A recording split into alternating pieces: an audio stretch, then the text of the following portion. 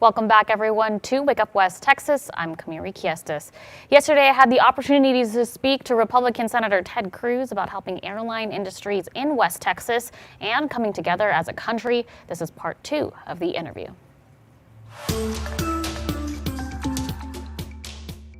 Senator, I also know you're focusing on the aviation industry. Why are you focusing on the aviation industry, and how do you plan on helping the aviation industries in smaller areas like San Angelo and Abilene in West Texas?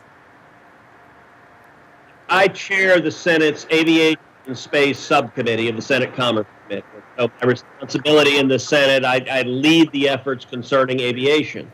If you look at aviation, aviation produces millions of jobs all across the United States, tens of thousands of jobs in the state of Texas, and aviation is critical for all of the other global commerce and national commerce we have, a thriving, vibrant commercial aviation sector. Mm-hmm. The government has told people don't get on their planes, right. and so airlines can't survive when you have a jet airline with 10 people on it, which is what we have right now. So part of the emergency relief bill is giving funding to airlines to keep them thriving, to keep them viable so that they can return to thriving, but also so that they keep their employees on the payroll, so that the hundreds of thousands of flight attendants and pilots and mechanics and ticket agents and all of the people they employ, that they'll stay on the payroll, they'll stay receiving a paycheck and be prepared to stand up a strong commercial aviation sector when we're through this crisis. Okay. Senator, I know you've said before that you believe that China covered up some information about the coronavirus. I was wondering, what type of information do you think China withheld? Well, we know for a fact that China engaged in a sustained cover-up of the coronavirus outbreak. When the first outbreak occurred in Wuhan in China, physicians, brave, heroic physicians, risked their lives to alert the medical community, to alert the world. And the Chinese Communist government punished them, went after them, silenced them to try to hide it. Had the Chinese Communist government behaved like a responsible government would behave, to go in, to treat the outbreak, to put medical professionals there, to quarantine those affected, they very potentially could have prevented that outbreak from becoming a global pandemic. It's only because they hid it, because they silenced, they punished the whistleblowers.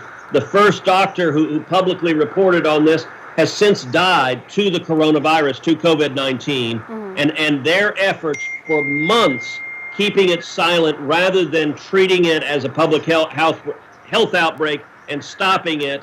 There are a great many deaths that are directly, the Chinese Communist government is directly responsible.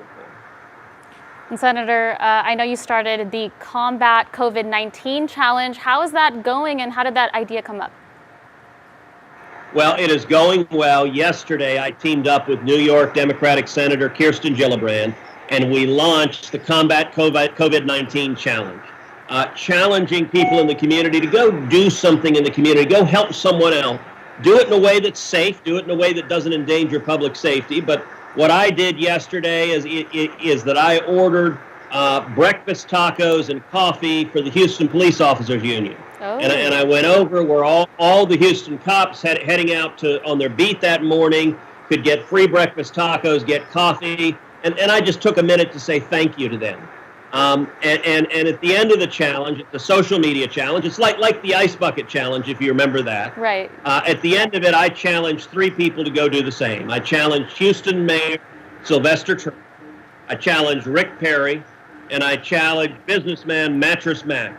And so all 3 of them now have 48 days to go and do something significant in the community to help with this crisis, to put it out on video, and then for them to challenge 3 more people. And hopefully we'll get a lot of people engaged in helping out, whether it is an elderly neighbor, whether it's a first responder, healthcare provider, making a difference, because that's how we make it through these crises, is by coming together and supporting each other. I definitely agree. Thank you, Senator, for taking the time to speak with me. I know you have a lot more interviews to do. I hope you have a great day. And you too. God bless you.